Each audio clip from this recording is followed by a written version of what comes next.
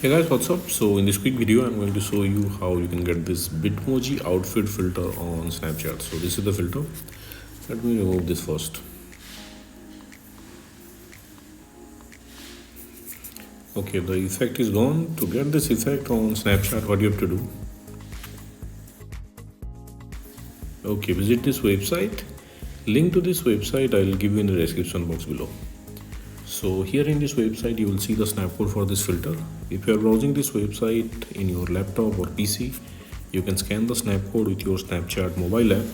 And if you're browsing this website in your mobile, just tap on the snapcode and open it with Snapchat. Okay, and that's it, you got the filter. So that's it guys. Likewise, you can get this effect on Snapchat. So thanks for watching the video guys. See you in the next video.